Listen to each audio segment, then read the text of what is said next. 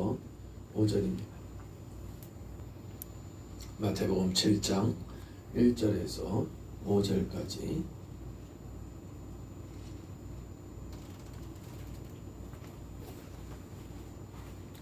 같이 읽도록 하겠습니다.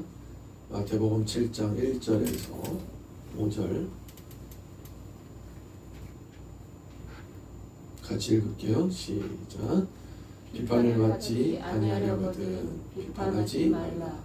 너희가 비판하는 그 비판으로 너희가 비판을 받을 것이요 너희가 헤아리는 그 헤아림으로 너희가 헤아림을 받을 것이니라. 어찌하여 형제의 눈 속에 있는 티는 보고 네 눈 속에 있는 들보는 깨닫지 못하느냐. 보라, 네 눈 속에 들보가 있는데 어찌하여 형제에게 말하기를 나로 네 눈 속에 있는 티를 빼게 하라 하겠느냐. 외식하는 자여, 먼저 네 눈 속에 들보를 빼어라. 그 후에야 밝히 보고 형제의 눈 속에서 티를 빼리라. 아멘. 우리 옛말에 아전인수라는 말이 있습니다. 한 번쯤은 여러분들 들어보셨죠? 아전인수. 나아자에 밭잠자, 끌인자에 물숫자. 해석하면은 곧 내 논으로 내 밭으로 물을 끌어온다. 이런 의미입니다. 이 말을 이 중국의 사자성어로 생각하시는 분들도 계시겠지만 사실 이 말은 중국 고전에서 나온 말이라기보다는 우리나라에서 오래전부터 사용되던 그냥 관용어였습니다. 사실 오래전에는 인류에게 농사가 삶의 전부였었죠. 농사의 가장 중요한 요소는 물이에요. 그리고 비가 오지 않는 해에는, 그러니까 비가 많이 오지 않는, 비가 넉넉하게 오지 않는 해에는 물을 어떻게든 구하는 것, 그것이 바로 생명을 구하는 것과 마찬가지였습니다. 그래서 마을 사람들은 함께 사용하는 개울이나 저수지의 물을 서로 나누어서 썼었어요.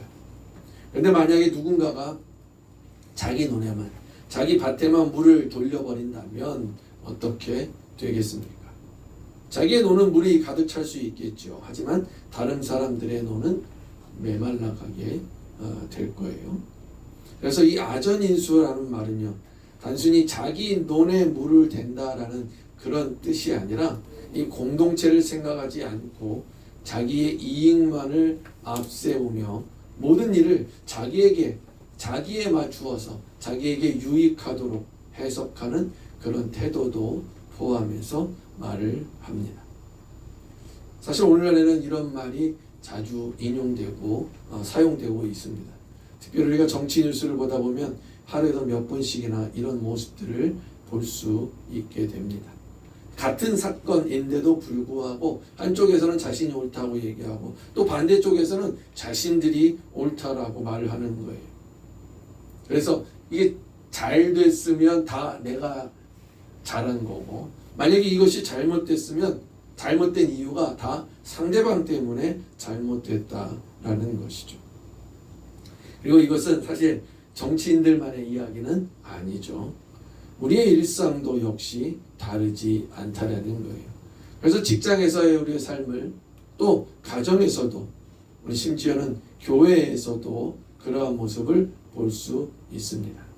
그래서 내가 어떤 잘못을, 내가 어떤 실수를 하게 되면 그렇게 생각을 하는 거예요. 이게 그럴 만한 사정이 있었어. 그럴 만한 이유가 있었어. 하지만 다른 사람이 똑같은 실수를 하게 되면, 잘못을 하면 어떻게 얘기합니까? 저 사람은 역시 원래 저래. 내가 저럴 줄 알았어. 저 사람은 원래 저런 사람이야. 라고 결론을 내리게 되는 거예요. 그러니까 내 잘못은 어쩔 수 없이 어쩔 수 없는 상황으로 엮어서 설명을 하고, 남이 잘못한 것은 남의 인격이 원래 잘못된 거다. 이렇게 판단을 한다라는 거죠. 왜? 왜냐하면 사람들은 누구나 자기 중심적으로 자기 논에 물을 끌어들이려고 하기 때문이라는 거예요. 우리가 조금 더 나아가서 생각해 보면 인류의 역사도 이 큰 틀에서 벗어나지 않습니다. 인류 역사 속의 대부분의 전쟁, 전쟁의 큰 역사의 흐름이겠죠. 이 전쟁에는 언제나 사실 명분이 중요했습니다. 그래서 어떤 전쟁을 일으키면서 우리는 정의를 위해서 항상 싸운다라고 이야기를 해요. 상대가 잘못했기 때문에, 너희가 잘못했기 때문에 우리가 나서서 벌하는 거다라는 것이죠. 그런데 시간이 지나서 그러한 역사를 살펴보게 되면 어떻게 됩니까? 이런 명분들 그 뒤에는 결국에는 감춰진 자기의 욕심, 자기 나라의 욕심과 이익, 이런 것들이 숨어 있었다라는 거예요. 그런데 여러분, 종교에서도 역시 마찬가지라는 겁니다. 신앙이라는 것은 사람을 살리는 것이어야 하는데, 자신의 생각을 하나님의 뜻이라고 착각하는 순간에 사람을 정죄하는 도구로 사용되었다라는 거죠. 예수님 당시에 바리새인들이 주로 그러한 일을 보였습니다. 그들은 누구보다도 성경을 많이 알았죠. 그리고 하나님에 대해서도 잘 알았습니다. 그리고 스스로 하나님을 사랑한다라고 그렇게 생각을 했었어요. 하지만 정작 자신들의 죄는, 자신들의 이 잘못들은 보지 못하고 그저 남들을 판단하는 그런 것에 가까이 하고 그런 것을 쉽게 했던 것이죠. 그래서 하나님의 아들이신 예수님조차도 그들은 죄인이라고 판단을 했던 거예요. 이들이 무지했기 때문에, 이들이 무식해서 그런 것이 아니죠. 사람들은 누구나 자신이 객관적이다라고 생각하기 때문인 거예요. 나는 공정하게 판단하고, 나는 공정하게 결정하고, 나는 성경에 나온 대로 말하고, 이렇게 스스로 생각을 한다라는 겁니다. 그런데 결과적으로 보면 어떻습니까? 죄는 언제나 우리를 그렇게 인도한다라는 거예요. 죄는 언제나 우리를 아전인수격으로 판단하게 만든다라는 겁니다. 하나님의 말씀을 내 생각을 뒷받침하는 근거로 사용하려고 하고요. 또 다른 사람의 잘못은 아주 크게 확대해서 자세히 보면서 자기의 잘못은 아주 작게, 그리고 어쩔 수 없었던 그런 일로 여기게 되는 겁니다. 오늘 본문에서 예수님은 바로 이러한 죄성을 말씀하고 계시는 겁니다. 비판을 받지 아니하려거든 비판하지 말라. 이 말씀은 단지 그냥 예의 바르게 착하게 그렇게 살라는 말씀이 아닙니다. 우리 안에 있는 자기 중심적인 그런 그 교만한 그런 생각들, 그런 것들을 깨뜨리고 하나님의 은혜를 받은 사람으로서 어떻게 살아가야 하는지를 가르쳐 주시고 있는 겁니다. 오늘 말씀을 통해서 우리는 다른 사람의 티를 보기 전에 먼저 내 눈에 들보를 보는, 내 눈에 들보를 먼저 볼 수 있는 그런 은혜가 우리 모두에게 있기를 바랍니다. 사실 사람들은 누구나 비판받는 거 싫어하죠. 비판받는 거 좋아하는 사람 없어요. 없습니다. 칭찬은 다 좋아해요. 칭찬은 다 듣고 싶어 합니다. 하지만 비난과 잔소리, 비판은 절대로 듣고 싶지 않다라는 거예요. 특별히 내가 정말 억울하다라고 느낀다면 그것은 그 비난은 더욱 견디기 어렵다라는 거예요. 그래서 사실 우리는 사람들이 나를 어떻게 생각하는지 신경을 많이 쓰게 됩니다. 다른 사람들이 나에 대해서 어떻게 생각하고 어떻게 말하는지 그것에 상당히 관심을 가지고 귀를 기울이고 그것에 좌지우지하게 된다라는 거예요. 반면에 하나님께서 나를 어떻게 보시는지는 어떻습니까? 인간들이 나를 어떻게 보는 거에 비한다라면 하나님이 나를 어떻게 보시는지에 대해서 그것에 대해 생각하는 것, 그것은 인간들이 나를 보는 것보다 상당히 관심이 적다라는 거예요. 상대적으로. 왜 그럴까요? 왜냐하면 사람들이 나를 오해할 수도 있지만 하나님은 나를 있는 그대로 아주 정확하게 보시기 때문에 하나님이 나를 보시는 것, 그것은 내가 바꿀 수 없다라는 것을 알기 때문일 거예요. 그래서 사람들의 시선은 내가 의식하면서 그것을 바꾸려고 노력하지만 하나님의 시선은 내가 바꿀 수 있는 게 아니거든요. 그건 정확하기 때문에. 그래서 그 시선에 대해서 쉽게 포기하고 잊어버리게 되는 거죠. 비판받기 싫다면 먼저 너도 다른 사람을 비판하지 마라. 네가 비판받기 싫으면 다른 사람도 비판하지 마라.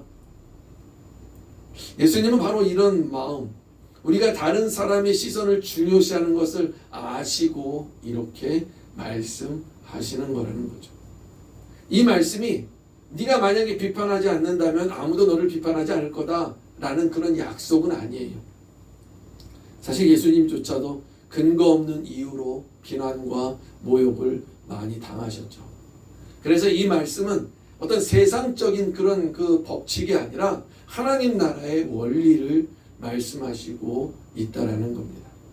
내가 다른 사람을 대하는 태도가 결국에는 나를 대하는 태도가 된다라는 거예요.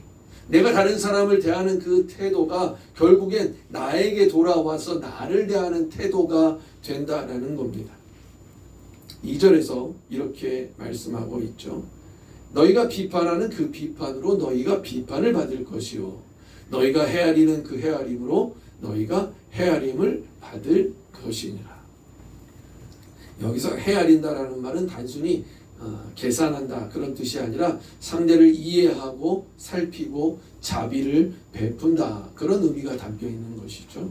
다시 말하면 뭡니까? 예수님은 비판하는 사람이 되지 말고 헤아려 주는 사람이 되라 이렇게 말씀하고 계시는 거예요. 오늘날 우리는 너무도 쉽게 판단을 하고 있어요. 그 사람을 만나 본 적도 없고 또 그 사람에 대해서 모든 것을 다 아는 것도 아니에요. 그런데 그저 다른 사람의 이야기만 듣고 그리고 판단을 하게 되는 겁니다. 아, 저 사람이 틀렸어. 저 사람은 저래서 안 돼. 그런데 얼마 지나지 않으면 어떻게 됩니까? 새로운 사실들이 자꾸 드러나게 돼요. 처음에는 악인인 줄 알았던 사람이 억울한 사람이었던 거죠. 처음에는 피해자인 줄 알았는데 가해자였던 경우도 있다라는 거예요. 우리는 모든 사실을 다 알지 못합니다. 그런데도 우리는 모든 것을 아는 사람처럼 결론을 내리고 있다라는 거예요. 왜냐하면 사람들은 누구나 자기 생각이 맞다라고 의식하고 생각하고 판단하게 되기 때문이에요. 이것이 뭡니까? 바로 아전인수라는 겁니다. 내 생각으로, 내 기준으로, 내 경험으로 볼 때 모든 것을 판단하게 되는 거죠. 그래서 예수님이 지금 이처럼 말씀하고 계시는 거예요. 비판을 받지 아니하려거든 비판하지 말아라. 하나님 자리에 앉아서 하나님이 앉으셔야 될 자리에 앉아서 다 아는 것처럼 그렇게 판단하지 심판하지 말라는 거예요. 우리는 재판관이 아니죠. 우리는 함께 은혜를 받아 살아가는 사람들인 겁니다. 그래서 우리는 이 말씀을 기억해야 되는 거예요. 죄인들은 언제나 자기의 논으로 자기에게로 물을 끌어들이려고 하지만 하나님의 은혜를 받은 사람들은 결국에 하나님의 은혜를 다른 사람에게로 흘러 보내려 한다라는 겁니다. 다시 한번 할까요? 죄인은 언제나 자기의 논으로 물을 끌어들이려고 자기에게로 끌어들이려고 자기 중심적으로 생각을 하지만 하나님의 은혜를 받은 사람들은요 하나님의 은혜를 다른 사람에게로 흘러 보내려고 노력한다라는 겁니다. 결국에 비판은 내 논으로 물을 끌어들이는 거예요. 하지만 자비는 하나님의 은혜를 다른 사람에게 흘려 보내게 하는 것입니다. 예수님은 1절과 2절에서 비판하지 말라라고 말씀하신 후에 아주 인상적인 비유를 하나 말씀하시고 계십니다. 이 3절과 4절이죠. 같이 한번 읽어볼까요? 3절과 4절 어찌하여 시작 어찌하여 형제의 눈 속에 있는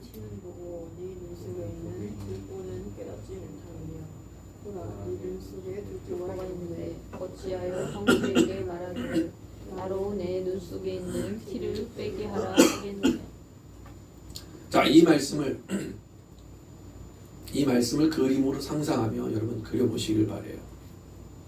어찌하여 형제의 눈 속에 있는 티는 보고 네 눈 속에 있는 들보는 깨닫지 못하느냐. 보라, 네 눈 속에 들보가 있는데 어찌하여 형제의 말하기를 나로 네 눈 속에 있는 티를 빼게 하라 하겠느냐. 예수님께서 일부러 이렇게 과장된, 눈에 들보가 들어갈 수가 없잖아요. 일부러 이렇게 과장된 표현을 지금 사용하고 계신 거죠. 왜 그렇습니까? 왜냐하면 우리의 모습이 바로 이렇기 때문인 거예요. 이렇게 과장되듯이 우리는 이 우스울 수밖에 없는 그런 모습을, 그런 상황을 만들어가고 있다는 거죠. 어떻게 내 눈에 있는 것은 자기 자신은 보지 못하면서 남의 것은 그렇게 잘 보는지. 우리 안에 있는 우리는 이 다른 사람에게 있는 작은 것들은 보지를 못해요. 작은 허물들은 아니죠. 우리가 우리 안에 있는 이 들보 큰 거는 보지 못하면서 다른 사람들에 있는 이 작은 것들은 너무나 잘 본다라는 거예요. 하지만 내 안에 있는 큰 죄들, 잘못들은 보지 못하고 있다라는 거죠. 여기서 핵심은 뭡니까? 그 작은 티도 보지 못하는, 그 남의 작은 티도 볼 수 있는 사람이 자기의 큰 잘못은 보지 못하고 있다라는 거예요. 저 사람이 잘못한 거 아주 작은 것도 내가 사사사치 다 찾을 수 있으면서 자기에게 있는 잘못은 큰 것도 제대로 보지 못하고 있다라는 거예요. 그래서 예수님이 남의 죄보다 먼저 내 죄를 먼저 보라고 말씀하시고 있는 것이죠. 사실 우리는 그래요. 정말 남을 판단할 때는 어떻습니까? 굉장히 냉철하죠. 아주 예리합니다. 반대로 나 자신을 판단할 때는 어때요? 상당히 아주 너그럽게 용서하고 판단해요. 남이 약속을 어기면 정말 책임감이 없는 사람이 됩니다. 하지만 내가 약속을 못 지키면 어쩔 수 없는 상황이었다라는 거예요. 살다 보면 충분히 한두 번쯤은 그럴 수 있다라는 거죠. 남이 화를 내면 어떻게 합니까? 아니 성격이 왜 저래? 왜 이렇게 홍보를 잘해? 이러면서 내가 화를 내면 어떻습니까? 나 오늘 너무 힘들어서 어쩔 수 없었다라는 거예요. 남의 잘못은 아주 심각한 문제로 판단하고요. 내 잘못은 어쩔 수 없는 그런 상황으로 설명을 하게 되는 거죠. 어떤 한 사람이 운전을 하고 있었대요. 앞차를 따라가면서 계속 옆에 사람한테 잔소리를 하는 겁니다. 아, 차 좀 닦지. 차가 왜 이렇게 더러워? 저 차는 세차를 안 하나? 그러다가 앞차가 이제 신호등에 딱 걸려서 신호등 가까이 가서 딱 서가지고 자기 차에 이 윈도우그래서 자기 한번 이렇게 앞유리를 닦았어요. 그러고 보니까 어떻습니까? 결국에는 앞차가 더러웠던 게 아니라 내 차의 앞유리가 더러웠던 거예요. 내 차의 앞유리를 닦고 나서 보니까 앞에 차가 깨끗하게 보였다라는 거예요. 우리도 그럴 수 있다라는 겁니다. 가끔은 이 사람이 문제가 아니라 어떤 그 상황이 문제가 아니라 사실은 내 마음이 문제일 수 있는 거예요. 저 사람이 잘못했고 저 사람이 문제가 있어서 그런 게 아니라 내 마음이 지금 내 상황이 지금 문제가 있을 수 있다는 겁니다. 그래서 상대의 문제가 아니라 내 안에 있는 상처, 내 안에 있는 교만, 내 안에 있는 편견, 내가 가진 이 상황이 나를 그렇게 보도록 만들 수 있다라는 거죠. 그래서 예수님께서는 바로 지금 그러한 상황들을 말씀하시고 있는 거예요. 먼저 네 눈에 들보를 봐라. 먼저 네 모습을 봐라. 먼저 네 상황을 살펴보라고 말씀하시고 있는 겁니다. 복음서를 보면 바리새인들이 바로 그런 모습을 보이고 있죠.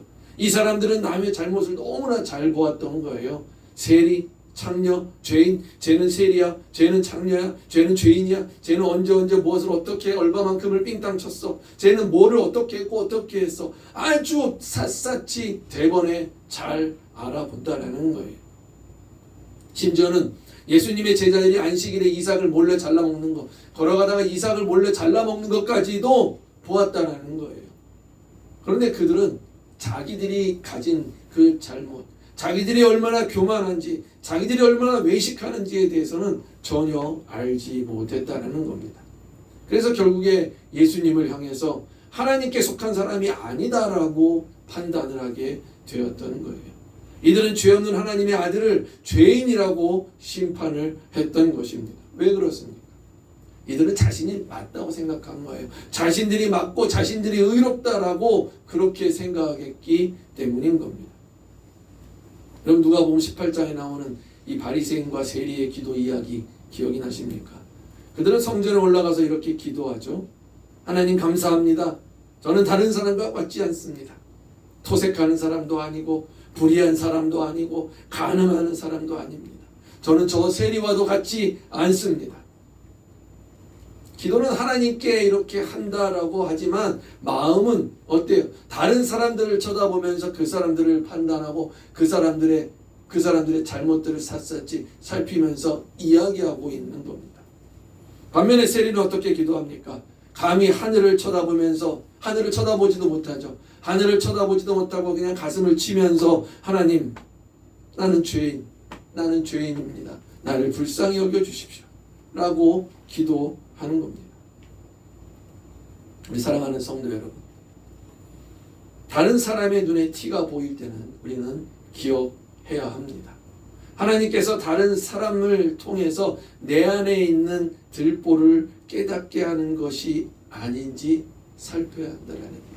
다른 사람이 무언가 잘못을 본다라면 그것을 통해서 내게도 저런 잘못이 있지는 않을까?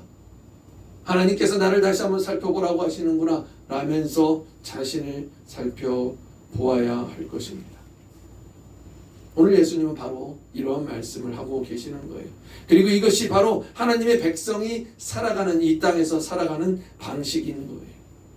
죄인들은 언제나 자기의 논으로 물을 끌어들이려고 자기 중심적으로 판단하지만 하나님의 사람은 하나님의 은혜를 어떻게든 다른 사람에게 흘러 보내려 한다라는 겁니다. 자, 그리고 마지막으로 예수님은 이렇게 말씀하시죠. 외식하는 자여, 먼저 네 눈에서 들보를, 내 눈 속에서 들보를 빼어라. 그 후에야 밝히 보고 형제의 눈 속에서 티를 빼리라. 우리는 사실 언제나 우리의 주변의 형제 자매들을 도와야 합니다.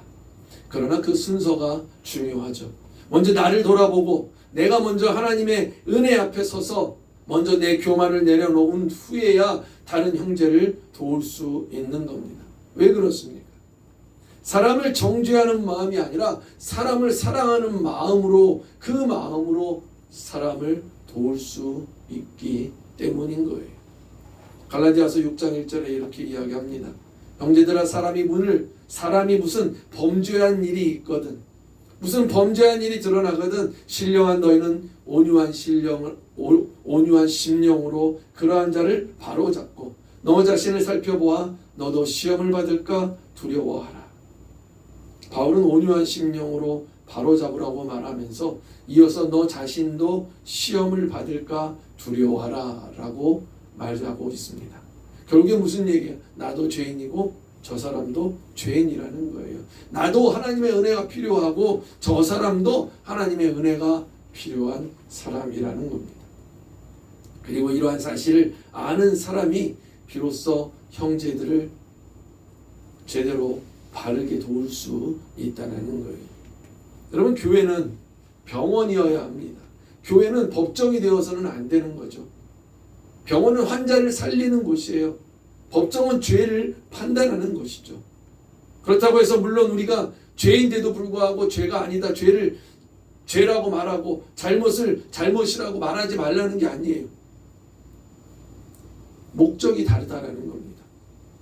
세상은 죄인을 찾아내서 벌을 주지만 교회는 죄인을 찾아내어 구원하는 곳이라는 거죠. 예수님께서 죄인을 찾아오셨지만 정죄하려고 오신 게 아니에요. 구원하려고 오셨다라는 겁니다. 그리고 당연히 우리도 그 길을 따라가야 하는 거죠. 사람을 무너뜨리는 말보다 사람을 일으켜 세우는 말을 해야 합니다. 사람을 정죄하는 손보다 사람을 붙잡아서 일으켜주는 손이 되어야 한다는 것이죠. 이것이 바로 예수님의 제자의 모습인 거예요. 우리 사랑하는 성도 여러분, 아전인수 기억하십니까? 농부가 자기 논에만 물을 끌어들이면 잠시 자기의 논은 풍성해질지 몰라요. 하지만 다른 노는 메말라가게 되죠. 그리고 시간이 지나게 되면 온 주변은 다 메말라가는 거예요. 우리의 신앙도 마찬가지입니다. 내가 옳다고 주장하고 내 기준으로만 사람을 판단하고 내 생각만 맞다고 이기적으로 여기기 시작하면요, 결국에 공동체는 메말라가게 되는 거예요. 우리의 가정도 마찬가지죠. 이런 말이 있어요. 사람을 판단하는 것은 쉽지만 사람을 이해하는 것은 어렵다. 예수님은 우리를 판단하지 않으셨죠. 우리 가운데 오셔서 그저 우리와 함께 살아가신 거예요. 이번 한 주간 우리가 누군가를 판단하려는 그런 마음이 생기거든 잠시 멈추고 여러분 다시 한번 오늘 말씀을 기억하시기 바랍니다. 주님, 저 사람을 바꾸기 전에 제 마음을 먼저 바꿔 주십시오. 저 사람의 티보다 제 들보를 먼저 볼 수 있게 해 주십시오. 제가 받은 은혜를 다른 사람에게 흘려보낼 수 있게 해 주십시오. 이러한 기도를 먼저 할 수 있는 그런 우리가 되기를 바랍니다. 기도하겠습니다. 하나님,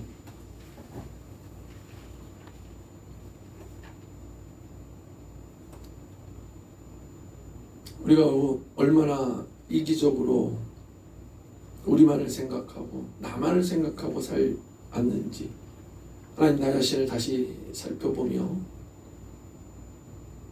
하나님, 정말 다른 사람의 그 작은 티가 아니라 내가 가진 그 큰 들보를 먼저 볼 수 있도록